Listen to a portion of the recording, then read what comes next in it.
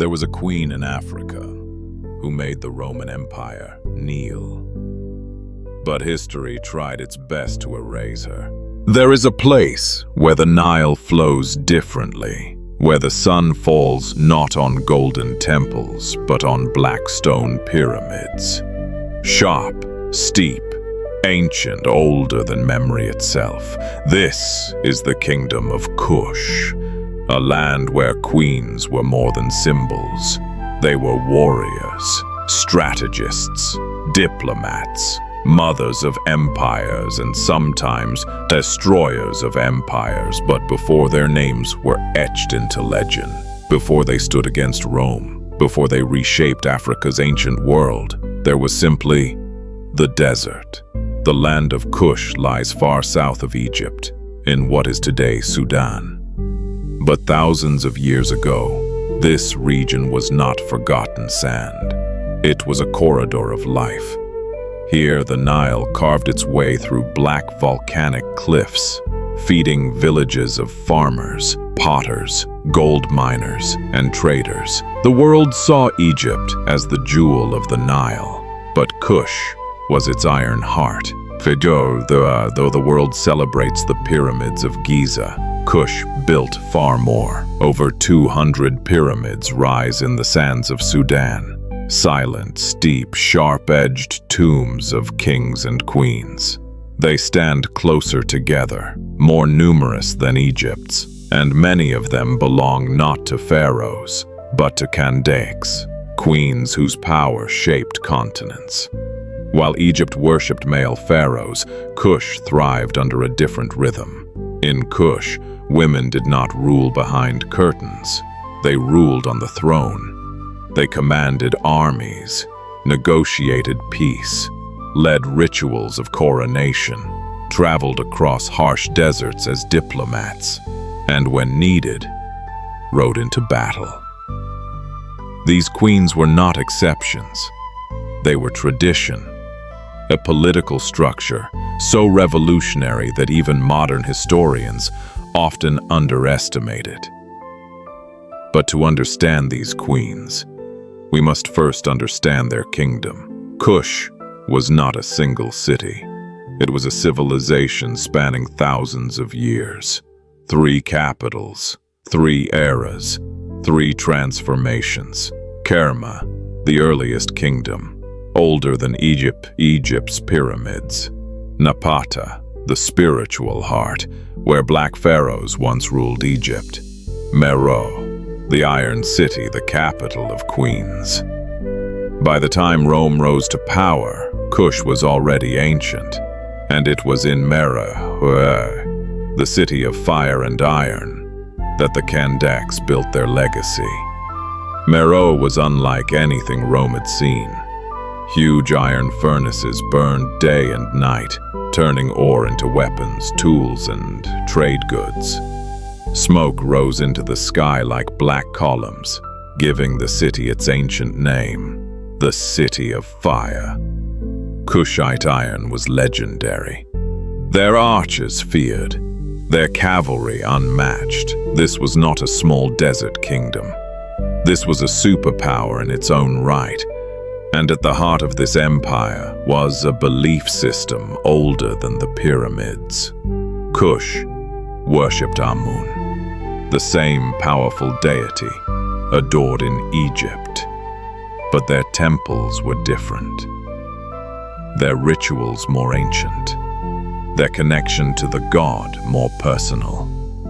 At Jebel Barkal, the holy mountain of kings and queens, priests spoke of divine birth, legitimacy, and cosmic order. And here, queens were chosen not simply by birthright, but by destiny. These queens bore a title feared across the ancient world, Kandaki, a word so respected, so powerful, that when Greek historians wrote about them, they didn't use the queen's names. They simply wrote Candace and expected readers to understand. To the Greeks, this word meant a queen who commands armies. To To the Romans, it meant a queen you do not provoke. And to the people of Kush, it meant something deeper. A Kandake was more than a queen. She was the mother of kings, the protector of the Nile, the living embodiment of Kushite sovereignty. But the world outside Kush did not see this. To Egypt, they were neighbors. To Greece, they were mysteries. To Rome, they were a threat. Because when Rome conquered Egypt in 30 BCE, something shifted. The empire's shadow stretched south into Nubia. Roman generals believed Kush would kneel. They believed their legions would march unopposed. But they did not realize that their greatest challenge would come not from a king, but from a queen. Before Amanirenas drew her bow against Rome, before Amanitor carved her cities into stone, before the Kandake dynasty shaped the course of African history, the desert gathered their story. A story not written in Egyptian papyrus or Roman archives, but in the sand, the pyramids, and the wind that still whispers their names. This is the world into which Amanirenas was born. A world of stone monuments, ancient gods, iron furnaces, and a people who bowed to no empire. Her story begins here, on the edge of the Nile, at the crossroads of Africa's ancient greatness, in the Kingdom of Queens. She was not born in the safety of palaces. She was born in a time of rising storms. In the decades before Amanirenas' birth, the world around Kush was changing, and not for the better. Egypt, once ruled by her ancestors, the Black Pharaohs of the 25th dynasty, had fallen under powerful foreign rulers. First the Persians, then the Greeks under Alexander the Great, and finally the Romans, an empire unlike anything Africa had ever faced. When Cleopatra fell, Rome absorbed Egypt like a stone sinking into water, and when Egypt fell, the Roman border moved south, right onto Kush. These were not peaceful times. News traveled down the Nile like dark birds. Far to the north, Roman legions crushed rebellions, built fortresses, and extracted wealth from conquered people. The Egyptians lost their independence in a single lifetime. For the first time in centuries, Kush stood alone. And the question whispered in the halls of Meroe was simple. Would Kush be next? In this atmosphere of fear, uncertainty, and growing imperial shadows, a girl was born. Her name would echo across deserts, empires, and centuries. But in the beginning, she was simply a princess of Kush, Amanirenas. She grew up hearing stories of her ancestors. Pie, the peaceful conqueror, Taharka, the warrior pharaoh, and the Kandaks who ruled the Nile with both wisdom and fire. But these stories were not myths to her. They were warnings. She saw Roman traders arrive at Nubian borders with coins stamped with the face of Augustus. She overheard generals speaking of Roman fort expansions. She heard priests whisper that the god Amun did not smile upon the new empire in the north. Even as a child, Amanirenas understood something many adults did not. Empires do not visit. Empires advance. She was trained not as a fragile royal, but as a future Kandake. In Kush, daughters of the royal bloodline were raised for leadership. She learned languages: Egyptian, Meroitic, Greek. She learned diplomacy, how to negotiate, how to read intentions, how to stand firm. But she also learned war, spear fighting, mounted combat, archery, the pride of Kush. Kushite archers were so skilled that ancient writers claimed they could shoot the eye of a bird from the sky. And Amanirenas trained among them, a princess preparing not for marriage, but for battle. Legend says that in her youth, she fought in border skirmishes along the Nile. Others say she was injured defending a caravan from desert raiders. The truth is lost to history, but one fact remains. Amanirenas lost an eye in her early years, and instead of weakening her, it forged her.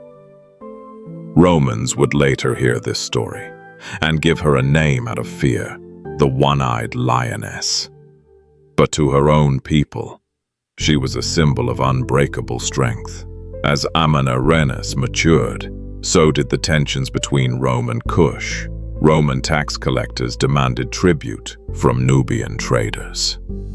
Roman soldiers pushed further south, claiming territory inch by inch. Letters exchanged between Meroe and Roman Egypt grew colder, sharper, more aggressive, and behind palace doors, the Council of Elders gathered. They needed someone to face the empire rising to the north. A king could rule the household, but a Kandake, a queen, was chosen to rule destiny. And so, in a ceremony lit by torches and sacred drums, beneath the shadow of Jebel Barkal, the holy mountain of Amun, Amanirenas was crowned Kandake of Kush. Her people cheered, priests bowed, and messengers carried word across the desert. A new queen had risen, not a queen of silk and gold, but a queen of iron. When Rome heard of her rise, they sent a diplomatic letter. It demanded tribute, submission, coins, gold, and grain, payment for protection. It was a polite threat written in elegant Latin. Amanirenas read the letter. She burned it, and with that single flame, the path to war was set. She had not chosen this conflict, but she would not avoid it. As Kandake, she had three duties: protect her land, protect her people, and protect their dignity. And there is no dignity in bowing to an emperor who knows nothing of your world. Her crown was not merely a symbol, it was a promise. And that promise would soon be tested by the greatest empire the ancient world had ever known. The desert kingdom had found its queen, and Rome had found its match. When Amanirenas rose to power, the greatest empire the world had ever seen was stretching its shadow across continents. Rome had swallowed Carthage. Rome had crushed Greece. Rome had absorbed Egypt. And now, for the first time, Rome touched the borders of Kush. It began with a sound that carried far across the desert. The metallic rhythm of disciplined marching, Roman legions entering Upper Egypt. The people of Nubia watched from a distance. They had seen armies before, Egyptian, Assyrian, Persian, but Rome was different. These soldiers marched in perfect blocks, their shields locked like scales of a giant iron beast. Their banners rose like towers. They were not invaders by accident. They were invaders by design. After Cleopatra and Mark Antony fell, Egypt was transformed overnight. No longer a kingdom, no longer independent. It became a Roman province, the empire's breadbasket, its jewel, its gateway into Africa. The Roman governor, Aelius Gallus, believed Kush would be the next easy prize. He ordered watchtowers. He fortified cities. He reorganized border systems. And he sent messengers south. The message was simple. Kush must pay tribute to Rome.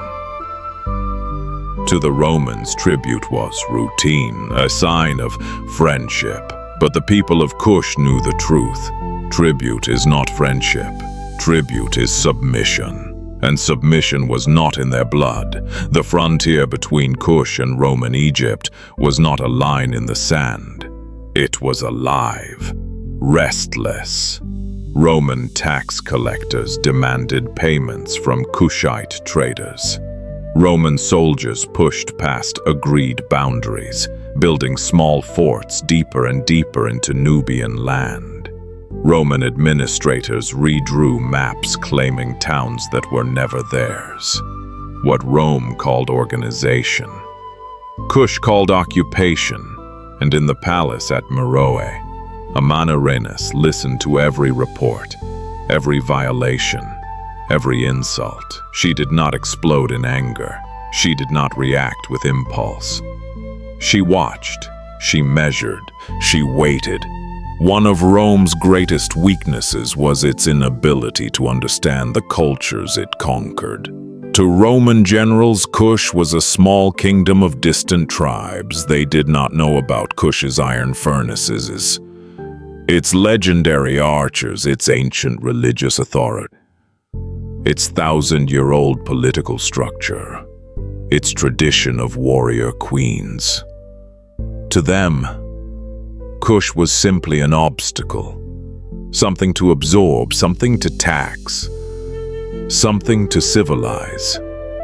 They had no idea that they were about to face one of the hardest opponents in Rome's African campaigns. In 25 BCE, Roman troops crossed further south than ever before. They built a fort near Syene. They demanded taxes from Nubian merchants. They began seizing goods at border markets. They arrested Kushite scouts.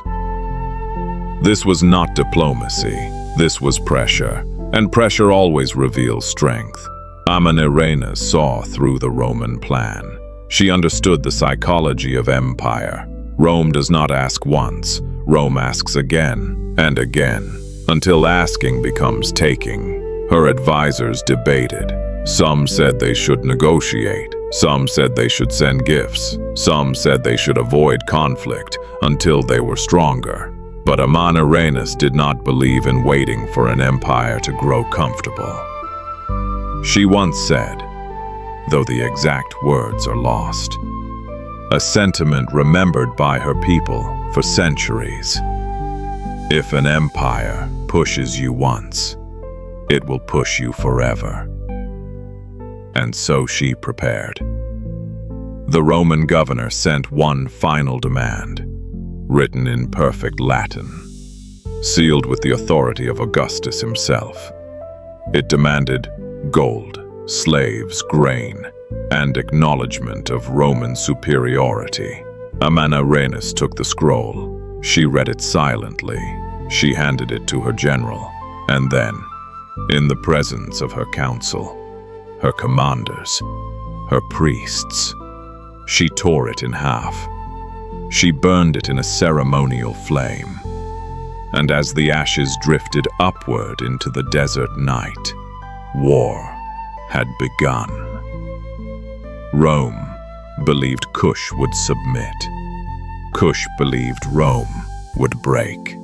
And between them, the Nile flowed silently, waiting to witness a war that would stun the ancient world. For the Romans, this was a border dispute. For Amanirenas, this was the fight for the soul of her kingdom. Her next decision would shock the empire and change history forever. She was not a queen who ruled from behind walls. She was a queen who ruled from the front lines. Amanirenas was about to make a decision that would shock Rome and redefine Kush forever. Most kingdoms in Africa, the Middle East, and Europe feared Rome's armies. But Kush did not wait for war to reach its gates. Amanirenas understood something that Roman generals often forgot. When an empire prepares for war, the only safe place to stand is ahead of them. And so she struck first. It began at dawn, as the desert sky shifted from deep indigo to the faintest shade of gold. The Kandake of Kush climbed onto her war chariot. She wore a leather breastplate engraved with the symbol of the lioness. A curved blade hung at her side. A shield rested on her arm, and across her face, the scars of battle, markings of a queen who had already paid a price. One eye gone, the other burning with purpose. She raised her spear to the sky, and from behind her, across the dunes, thousands of soldiers roared. Archers tightened their bowstrings. Horsemen stamped the sand. Commanders raised black and gold banners, the colors of Kush. Amanarainus turned east, toward Rome, and gave the order: advance. The Kushite army moved like a desert storm. They crossed dunes for hours, following ancient caravan routes. They passed villages carved into the Nile's banks. They passed sacred temples where priests offered blessings for victory. But these soldiers needed no extra motivation. They followed a queen who had bled for them, a queen who had lost an eye in battle, a queen who did not hide her wounds. In Kush, battle scars were not disfigurements. They were proof of leadership. In the ancient world, the most feared soldiers on the Nile were the Kushite archers. They did not carry small Egyptian bows. They carried long, powerful African bows capable of launching arrows over incredible distances. Greek historians wrote that their arrows could pierce armor. Roman generals warned their troops, "Beware the bowmen of Kush." And these archers marched behind Amanarainus, faces painted, bodies trained, spirits ready. Kushite cavalry rode beside them, swift, fierce, disciplined. This was not a ragtag force.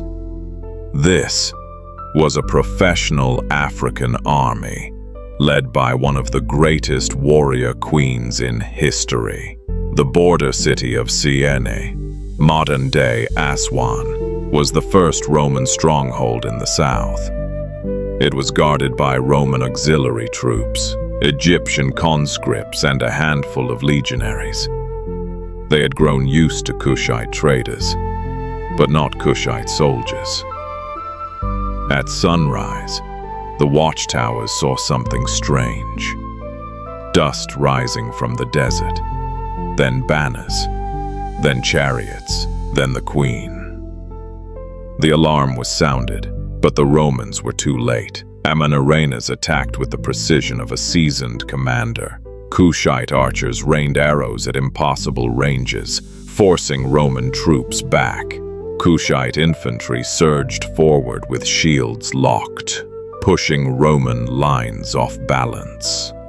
Kushite cavalry swept around the flanks like waves breaking against stone. Rome expected a small retaliation. What they faced was an invasion. From Siene, Amanarainus moved swiftly to Elephantine, the Roman border town. It fell within hours. Roman symbols were torn down. Roman garrisons pushed out.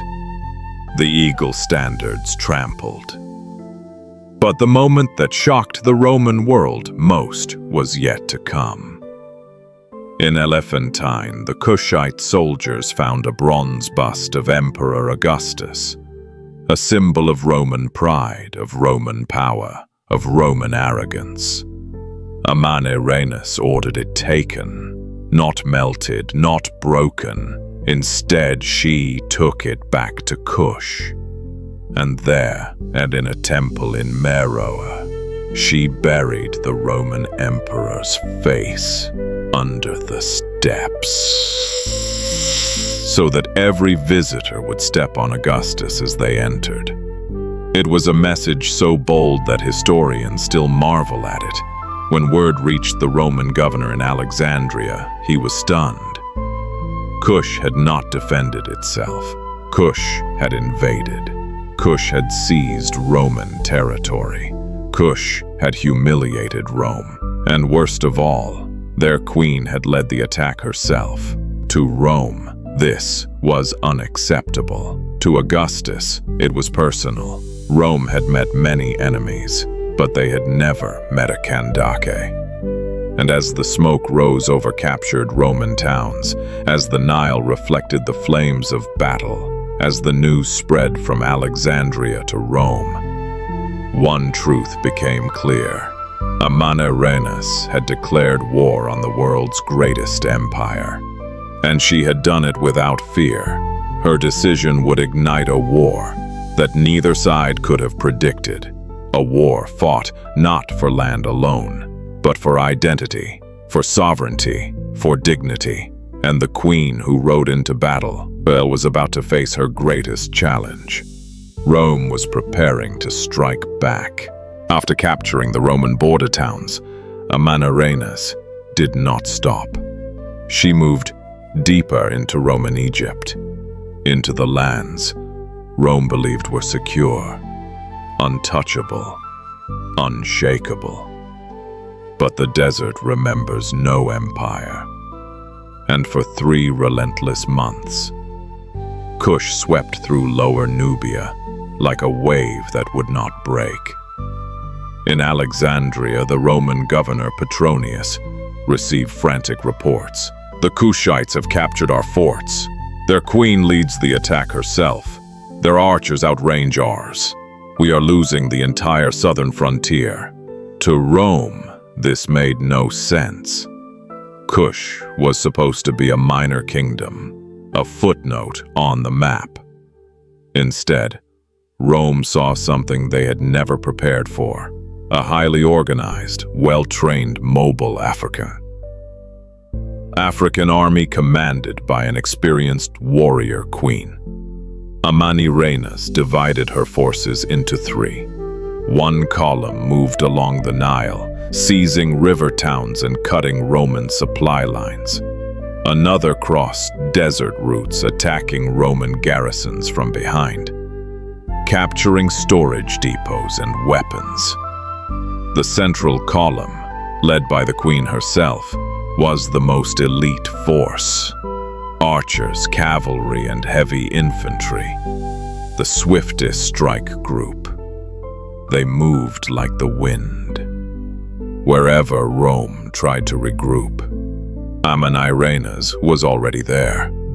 The Nile was the lifeline of Roman Egypt, but it was the bloodstream of Kush. No one navigated the Nile better than Nubians.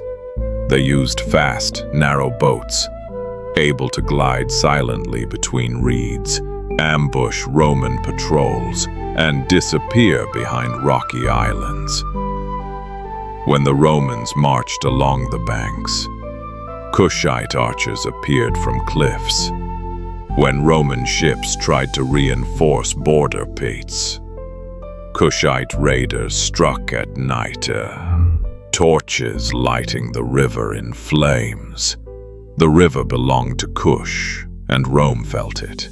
Roman soldiers wrote fearfully about the long bows of the Ethiopians, their word for Kush. These bows were nearly as tall as a person. They fired arrows tipped with iron forged in the great furnaces of Meroe. Some arrows even carried poison from desert plants, and above all, Kushite archers were precise, silent, deadly, unerring. Roman shields were thick, but Kushite arrows pierced through the gaps. One of the strongest Roman forts on the frontier was the fortress city of Primis. High stone walls, artillery on towers, Roman cohorts stationed inside. To most armies, Primis would have been impenetrable. But Amanirenas approached differently. She did not attack the walls. She attacked the desert around the walls. She cut water routes, destroyed caravans, stopped trade, blocked reinforcement lines. Premise was not taken by force. It was taken by starvation. When the Romans finally fled, Amanirenas entered the gates to the sound of drums echoing off the stone. With each victory, Amanirenas sent a clear message. Kush bows to no empire. She marched through Lower Nubia not as a conqueror, but as a liberator. She restored local chiefs who had been crushed by Roman taxation. She reopened trade routes that Rome had blocked. She sat among the people, listened to them, ate with them, promised protection, and they believed her. Finally, Amanirenas reached the Roman city that marked the southern border of the empire. Elephantine, a trading hub, a military base, a place Rome believed secure. It fell faster than any city before it. Within hours, the city belonged to Kush. And then came the act that stunned the ancient world. In Elephantine, she seized the bronze head of Augustus and carried it away, to be buried beneath temple steps in Mero, so her people would walk on the emperor's face. When the Roman governor Petronius heard what had happened, he was humiliated. He sent an urgent message to Augustus, telling him that a queen, a one-eyed African queen, had invaded Rome's province, taken its cities, and stepped on his likeness.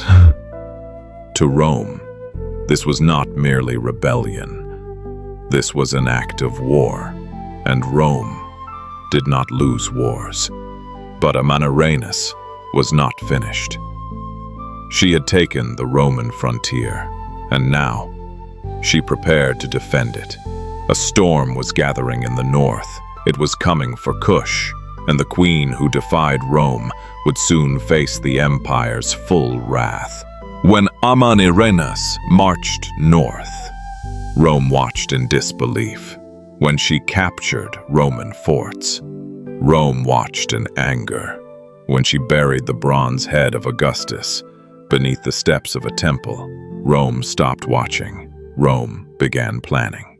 In Augustus's marble palace, far away from the deserts of Nubia, a messenger arrived. He carried news so shocking that it changed the emperor's expression. The Queen of Kush has invaded Egypt. She has destroyed our garrisons. She has taken your likeness hostage. She has humiliated your empire. Augustus read the report slowly, and then calmly he ordered retaliation.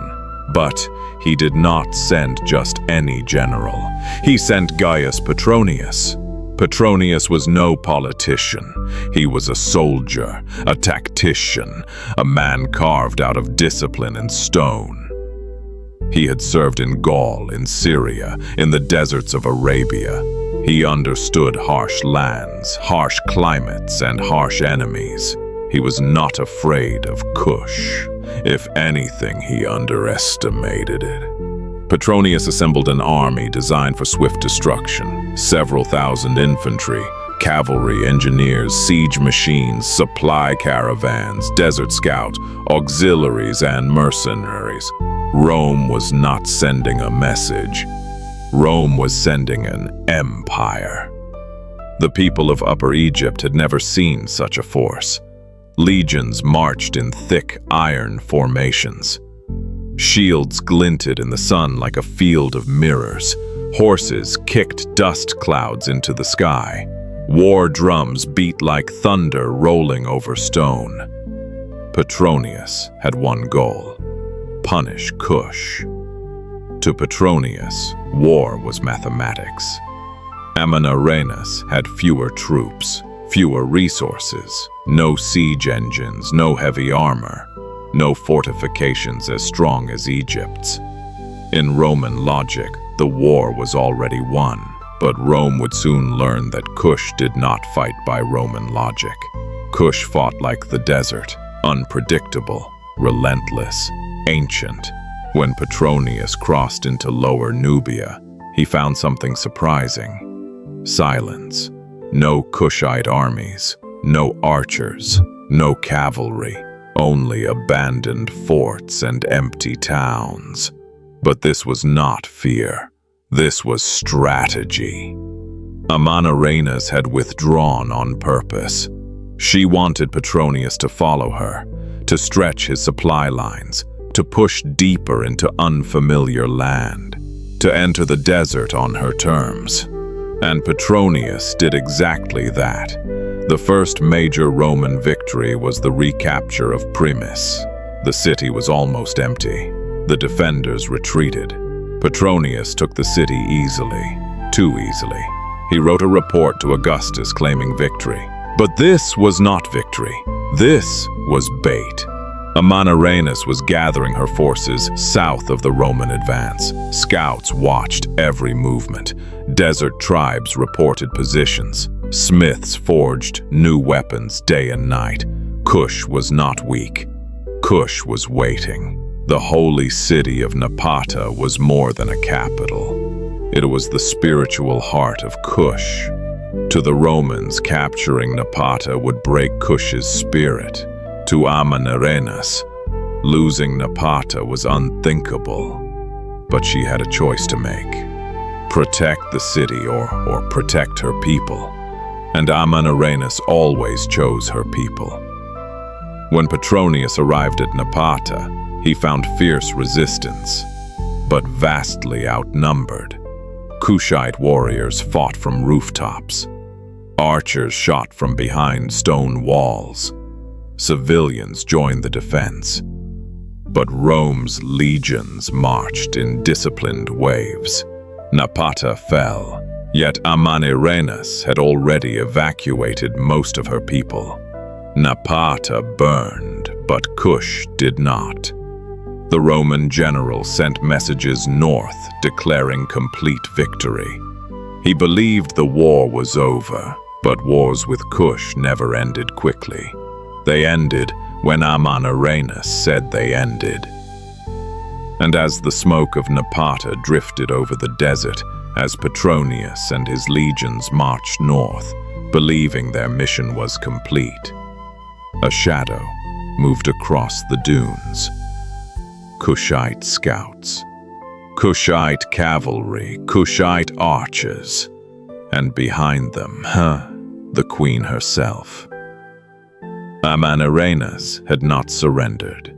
She had not disappeared. She was waiting for the perfect moment to strike Rome, where it least expected. There are cities built from stone, and there are cities built from spirit. Napata was both. For nearly 1,000 years, Napata was the heartbeat of the Kingdom of Kush. It was here that kings were crowned, queens blessed, generals sworn, and gods honored. But no city, and even one protected by gods, is immune to the storms of empire. And when Rome struck back, Napata stood directly in the path of destruction. At the edge of the city, towering above the desert, stood Jebel Barkal, the sacred mountain. The people believed it housed the spirit of Amun, the god who gave kings their right to rule. The mountain's shadow fell across Napata's temples, its homes, its markets. This was the spiritual capital of Kush, and Rome wanted it destroyed. In the last night before the Roman arrival, Napata did not sleep. Priests gathered in the temple of Amun to chant ancient hymns and pray for protection. Mothers prepared food for the long journey south. Fathers sharpened spears and reinforced shields. Children watched torches flicker against stone walls, sensing the fear their parents tried to hide. And on a high terrace, Amanarainus stood with her commanders, watching the faint glimmer of Roman campfires on the horizon. She knew she could not save Napata, but she could save her people. At dawn, Amanarainus gave an order. no ruler wants to give. Evacuate the city. Caravans formed, boats filled, families gathered what they could carry. The elderly were lifted onto wagons. Children held tightly onto their mothers. Kushite soldiers guided civilians toward the safer capital of Meroe. And the queen herself rode through the streets on her chariot, ensuring every family escaped. She did not abandon her people. She escorted them. A small force of Kushite warriors volunteered to remain. They knew they could not defeat the Roman legions, but they could delay them. They would fight, not for victory, but for time. When Petronius approached Napata, he saw the sacred mountain first, glowing red in the morning sun. Then he saw the city, its gates closed, its streets silent.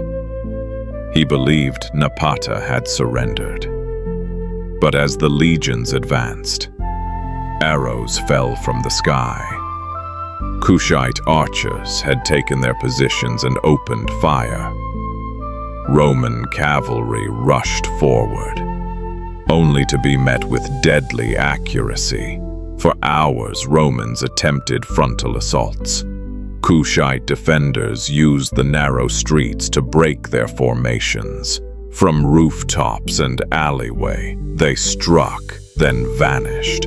But the Romans were relentless.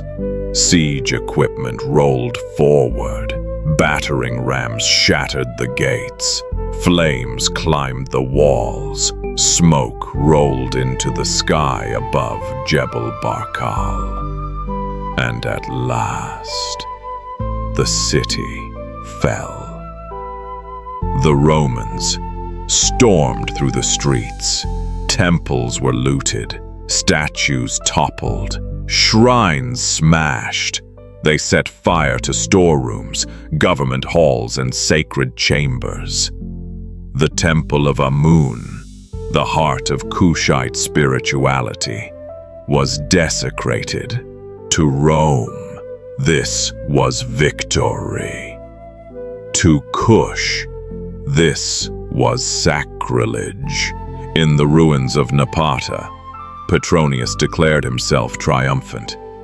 He wrote to Augustus, "Napata is destroyed. The queen has retreated. Kush is broken." But he was wrong. He did not understand that Kush did not live in its buildings. Kush lived in its people and in its queen. When Amenarrenas heard that Napata had fallen, she did not weep. She did not collapse. She stood quietly for a long time. Then she turned to her generals and said, "Napata will rise again. But first, Rome must fall." She had given up a city to preserve a kingdom. Napata lay in ruins, its temples destroyed, its homes burned, but the heart of Kush beat stronger than ever. The fall of Napata did not weaken Amenarrenas, it unleashed her. When Napata fell, Rome believed the war had ended. They believed the queen had fled. They believed Kush was broken. They believed the desert had swallowed the resistance. But the desert does not swallow warriors. It hides them, it prepares them, it shapes them. And in the sand south of Napata, a storm was rising. Petronius marched north with ashes on his boots and pride in his step. He had destroyed the holy capital. He had claimed symbolic victory. He had sent triumphant letters to Augustus. But there was one thing the Romans did not understand. Kush did not tie its soul to a city. Kush tied its soul to its people and its queen. Amenarrenas had retreated, but not in fear. She retreated with purpose. In the great capital city of Meroe, she arrived with her commanders. They were battered, many wounded, some grieving the fall of Napata, but the queen herself was calm. She stood before her army with one eye, one spear, and unshaken resolve. She spoke not of loss, but of vengeance. "We will strike Rome, not where they are strong, but where they are blind." When word spread that Napata had fallen, villages, tribes, farmers, miners, and warriors answered the queen's call. Blacksmiths forged thousands of new arrowheads. Horse breeders brought fresh mounts. Desert scouts offered knowledge of secret routes. Priests anointed warriors. Women marched alongside men. Kush was no longer defending its land. Kush was preparing for resurgence. Rome fought with formation. Kush fought with nature. They used the landscape as a weapon. The desert, the Nile, the cliffs, the heat. The desert confused Roman formations and exhausted their heavy armor. The Nile carried Kushite boats swiftly and silently. The mountains gave archers superior range. The heat itself wore down Rome's metal and flesh. To defeat Rome, Amanirenas did not need to destroy the legions. She needed to destroy their supplies, and she did. Kushite raiders targeted Roman grain, water caravans, messengers, patrols, and forts. Again and again they struck like lightning. Rome could win battles, Kush could win the desert. At the fortress of Qasr Ibrim, a major turning point came. High on a cliff above the Nile, it seemed invincible, but Amanirenas did not think like Rome. She positioned her archers across the river. From distances Romans believed impossible, arrows rained down, shields rose, but Kushite arrows found the gaps.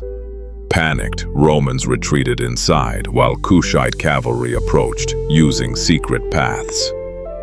By sunset, Rome abandoned the outer walls. It wasn't total victory, but it was enough. Messages reached Rome. Kush cannot be contained. Rome had faced powerful enemies before. But Kush was different. Kush did not fight for expansion or glory. Kush fought for survival, and that made them unstoppable. As Kush struck again and again, Roman soldiers began to ask, "Why are we fighting these people? Why are we dying in deserts we don't understand? Why does this queen fight harder than any king? Why won't the Kushites surrender?" Petronius felt morale dropping. Rome's greatest fear was not losing land. It was losing confidence. And Amanirenas was shaking that confidence with every ambush. When Roman soldiers marched, their armor boiled their skin. When Kushite warriors marched, they moved like wind. Rome had discipline. Kush had adaptability. Rome had formations. Kush had the desert. Slowly, the tide began to turn. Amanirenas was no longer defending Kush. She was dismantling Rome's advance. She had taken their forts. She had weakened their supply lines. She had shaken their discipline, and she was preparing for the next blow. There comes a moment in every war when a single decision shifts the balance of entire nations. For Rome, that moment came when they realized Kush would not kneel. For Kush, that moment came when Amanirenas stood on the edge of the desert and made her final stand.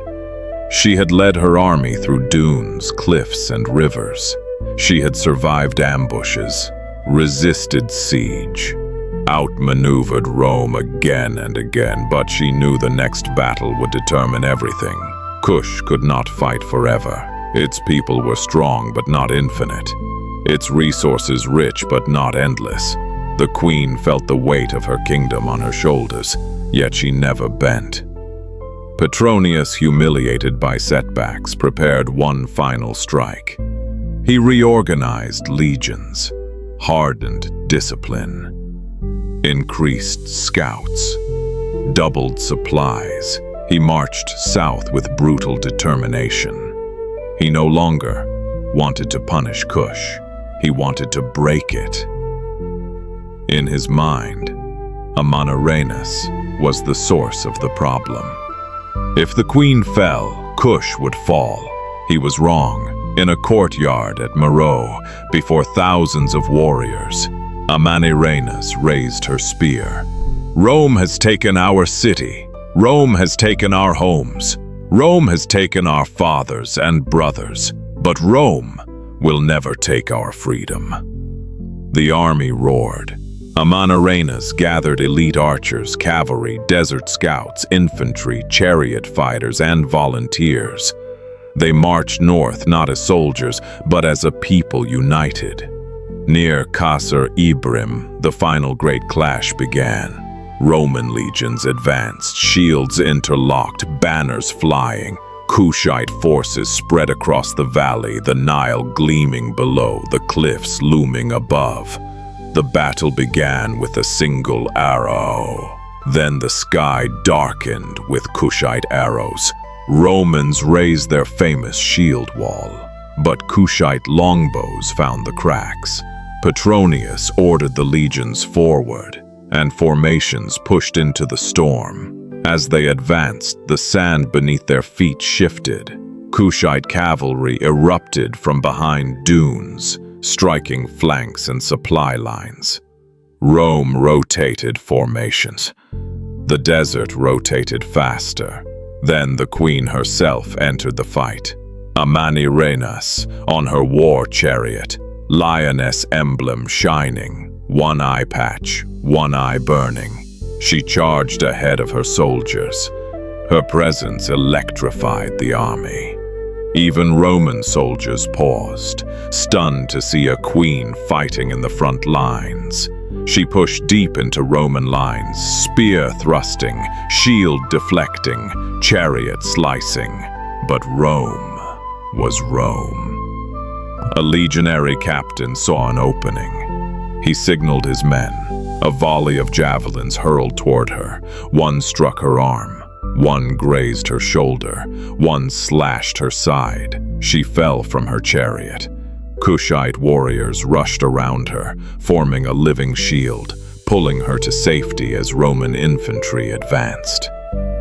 The queen was badly wounded. News spread like fire. In a hidden ravine, her commanders tended to her. Blood stained her garments. Her breath was heavy. Pain pulsed through her body, yet she rose. She stood again. She walked back to her soldiers, using her spear for balance. If I fall, Kush falls. I will not fall today. The warriors roared. The sun was sinking when nature itself intervened. A violent desert sandstorm swept across the battlefield. The sky turned orange. Wind howled. Sand blinded both armies. But Kushites knew the desert. Romans did not. Formations collapsed. Petronius ordered retreat. Not a calculated step back. A desperate withdrawal. Kush had survived, but the cost was heavy. Kushite bodies lay across dunes. Roman armor lay shattered. Kush had won the battle. But both sides knew the war could not continue like this. Amanirenas had taken her stand. She had proven that Kush would never kneel. But she also understood that endless war would destroy her people. And so, the wounded queen made a decision that would shock the ancient world. She would force Rome to negotiate. The deserts had burned, the rivers had run red, armies had clashed under the shadow of gods, and now, silence settled on the land. For the first time in years, both Rome and Kush stood at a crossroads. Amanirenas was wounded. Petronius was exhausted. Both armies were drained. Both kingdoms needed breath. In this fragile moment, a queen would achieve something that even kings of empires had failed to do. When news of the war reached Augustus in Rome, he was conflicted. He admired power, bravery, strength, and though he had never met Amanirenas, he understood one thing: this queen has cost me more than any king. Continuing the war would drain Roman resources for little gain. So Augustus did something rare. He opened the door to diplomacy. A message was sent to Meroe, offering talks and ceasefire. Amanirenas did not rush to accept. She would not come as a defeated ruler. She would come as an equal. She traveled north along the Nile, still wounded but unbroken. She carried no chains, no symbols of surrender, only her dignity and the pride of 1,000 years. At the Roman border city of Siena, a pavilion was raised by the river. Petronius arrived with armored guards. Amanirenas arrived with archers at her side. Between them stood a table, not one higher, one lower. Equal. In ancient diplomacy, the empire spoke first, but not this time. Amanirenas stepped forward. We fought you. We resisted you. We survived you. If you wish peace, it will be peace of equals. The Roman delegation was stunned. No queen had ever spoken to Rome like this. Amanirenas made 3 demands. Kush would pay no tribute. Rome would respect Kushite borders and withdraw from Kushite lands, creating a neutral zone. All Kushite prisoners would be returned without condition. She did not ask, she required. Petronius argued, envoys protested.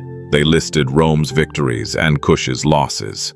Amanirenas did not bend. Her one remaining eye stayed fixed on them. Her silence became the final statement. Petronius sent the terms to Augustus, expecting rejection. But Augustus read them, weighed the cost of continuing the war, thought of the deserts, the lost soldiers, and the stubborn queen. He issued an order that shocked his generals. Agree to the terms. All of them. For the first and only time in Roman African history, Rome retreated. The treaty was signed. No tribute, no taxes, no slaves, return of prisoners. A neutral border zone. Recognition of Kushite sovereignty. This was not peace by conquest. This was peace by respect. Kush had not just survived. Kush had won. When Amanirenas returned to Meroe, the people welcomed her with songs and drums. She was greeted not as a queen returning from war, but as a queen who had defeated an empire. In the center of the city, she made one last symbolic gesture. She took the bronze head of Augustus, the emperor she had defied, and placed it beneath the steps of a temple. For generations, Kushites would walk on the face of an empire. Amanirenas had done the impossible. She faced Rome, she fought Rome, she defeated Rome, and she secured a peace that lasted for 80 years. History often remembers kings, conquerors, empires, but sometimes it remembers something greater. It remembers the ones who refused to bow. Amanirenas was one of them. After the treaty with Rome, she returned to her palace in Meroe. She was wounded, scarred, tired, but she was victorious. She had faced the strongest military force on earth. She had lost an eye, lost a holy capital, lost warriors she loved, yet she had never lost her dignity. No historian in Rome ever called her defeated. They called her the one-eyed queen who defied Augustus, the queen who fought Rome to a standstill, the lioness of Kush. The peace she negotiated held for nearly 80 years. No Roman legion dared cross into Kush again. No governor demanded tribute again. No emperor challenged her borders. Kush remained sovereign, powerful, independent. This peace was her true victory. Though Napata had been burned, its spirit did not die. Under her and her successors, the temples were rebuilt. Priests returned to Jebel Barkal. Shrines were blessed again. The city never fully regained its old grandeur, but it returned to life. One of the most powerful symbols of her reign was the bronze head of Augustus. For centuries it lay beneath temple steps. Visitors unknowingly walked over it. It whispered a simple truth: empires rise, empires fall, dignity endures. In Kush, women were not ornaments of the throne. They were the throne. Kandaks were generals, diplomats, priests, administrators, mothers of kings, warriors. Amanirenas embodied all of these. Her leadership kept this tradition alive. After her, other Kandaks ruled with strength: Amanitore, Shanakdakete, others whose names survive in stone and memory.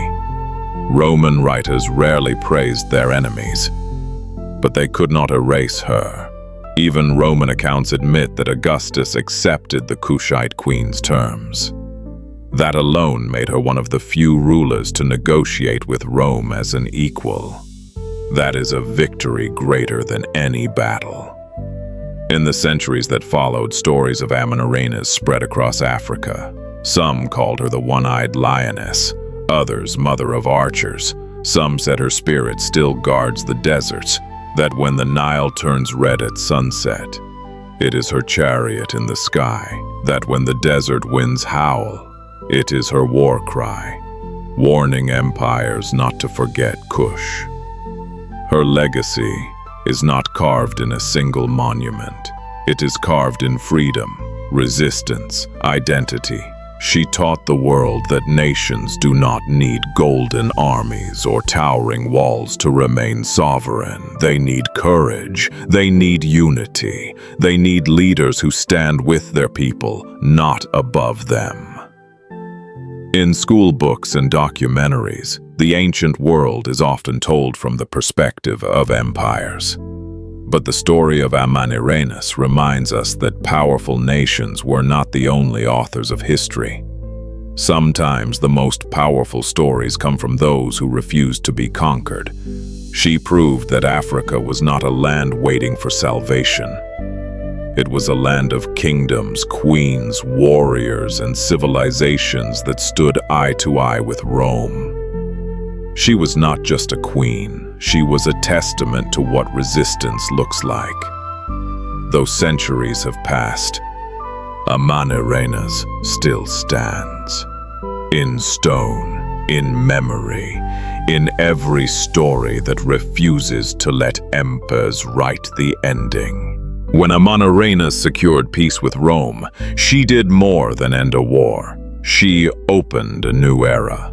A time of rebuilding, a time of prosperity, a time when Kush's greatest leaders rose from the throne of Meroe, and many of them were queens. Kush was unlike most kingdoms of the ancient world, where others relied on kings. Kush relied on Kandaks, royal women whose authority matched or exceeded that of male rulers. They were queens and at the same time commanders, guardians of temples, protectors of trade, mothers of diplomacy, builders of cities, symbols of divine power. The Kandaka dynasty did not end with Amanirenas. It flourished because of her. One of the great queens to follow her was Amanitore. She ruled during a golden age of Kushite architecture. Where Amanirenas was known for war, Amanitore was known for creation. She restored temples damaged by conflict. She built new palaces and reservoirs. She rebuilt sacred complexes at Jebel Barkal. She strengthened agriculture and trade. She ruled alongside King Natakamani. But in many carvings, her image appears larger, a sign of her dominant authority. Under these queens, Meroe entered its most magnificent period. The royal pyramids expanded. Iron production flourished. Desert trade routes grew strong.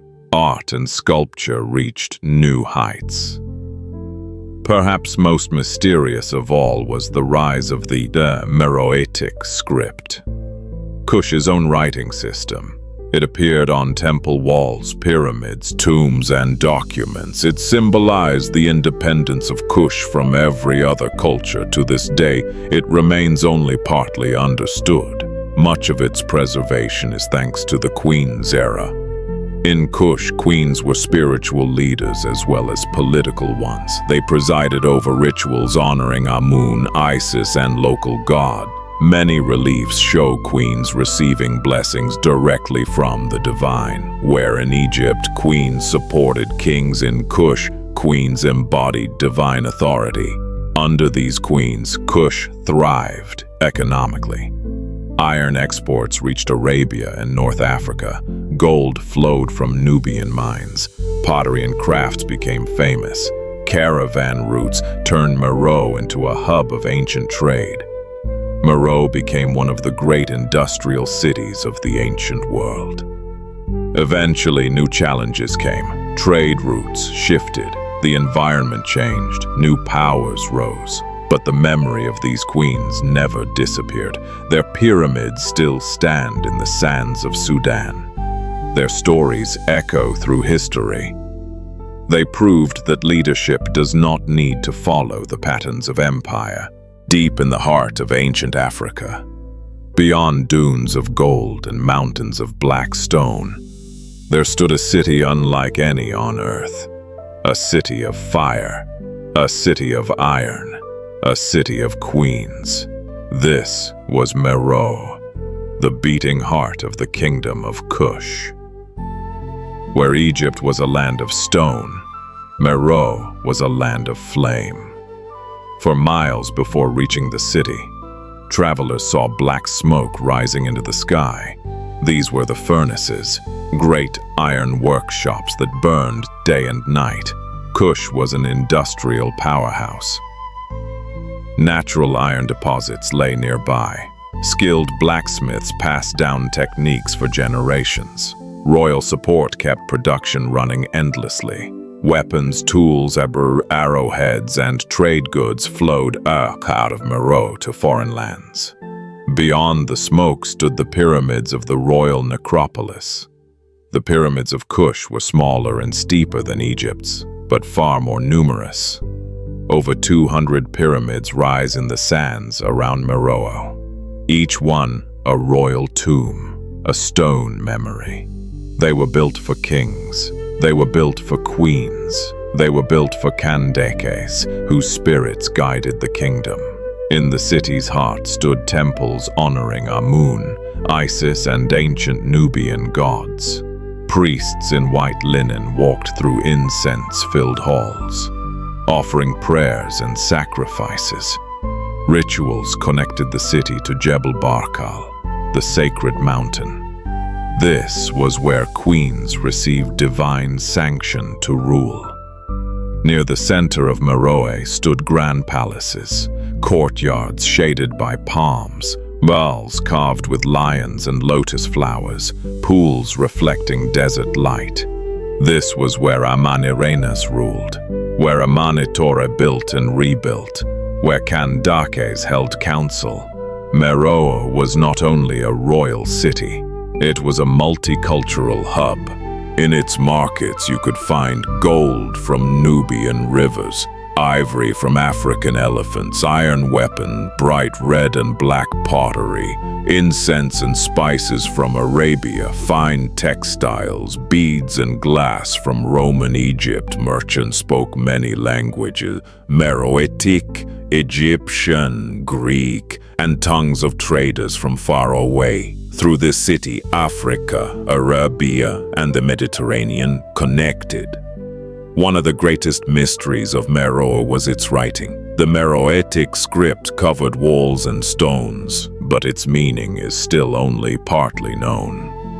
The city itself was a marvel of ancient engineering. Residential areas, craft districts, iron working quarters, palaces, temple zones, cemeteries, caravan stops, all fed by large man-made reservoirs called hafers.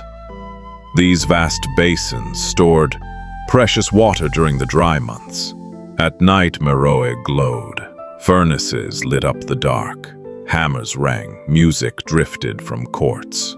Priests carried torches in procession. Meroe was a city that dreamed in fire.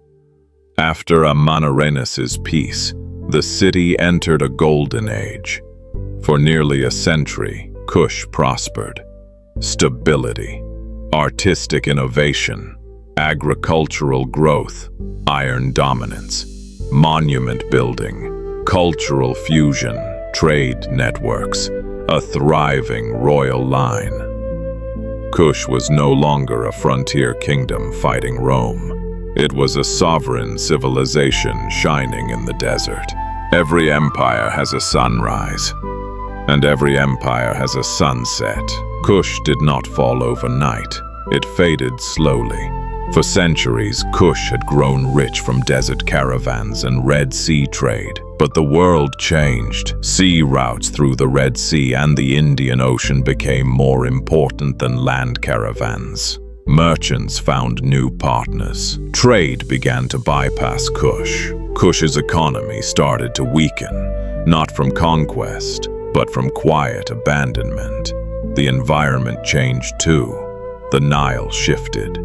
Fields grew drier, forests were cut to feed iron furnaces, rainfall decreased, the desert crept closer. Cities like Meroe struggled to sustain their old prosperity. To the east, a new power emerged, the Kingdom of Aksum. Ambitious, well-positioned on Red Sea trade, Aksum grew stronger as Kush grew weaker. By the 4th century CE, Meroe's pyramids still stood, but the city around them had grown quiet. Temples closed, trade dwindled, kings and queens ruled, but their power was only a shadow of what it once had been. In time, Aksum struck a final blow. Meroe fell. The Kingdom of Kush was gone. But its legacy did not die. It transformed. Kush was not forgotten. Its pyramids still pierce the desert sky. Its gods still stand on weathered stone. Its queens still gaze from ancient carvings. Amanirenas, Amanitore, Shanak Dakete, and the Kandakes who followed are among the greatest rulers in history. They built pyramids, fought empires, expanded trade, protected culture. They redefined what leadership could be. Kush ruled Egypt. Kush defied Rome. Kush built cities that flourished for 1,000 years. This is Africa's ancient greatness, often untold but never erased. Today, Sudan holds more pyramids than Egypt. They stand quietly, but they speak loudly. They tell the world that African civilizations were powerful, organized, majestic, advanced. The queen who faced Rome still inspires millions. She lost an eye, but opened the world's eyes to the strength of her people. She fought an empire and earned its respect. She led her people and protected their freedom. If you stand at the pyramids of Meroe today and listen closely, you will hear echoes. The faint sound of hammers from ancient iron forges. The whisper of priests in the temple of Amun. The rumble of chariots led by warrior queens. And perhaps if the wind is right, you will hear her voice. Kush bows to no empire. And neither should you.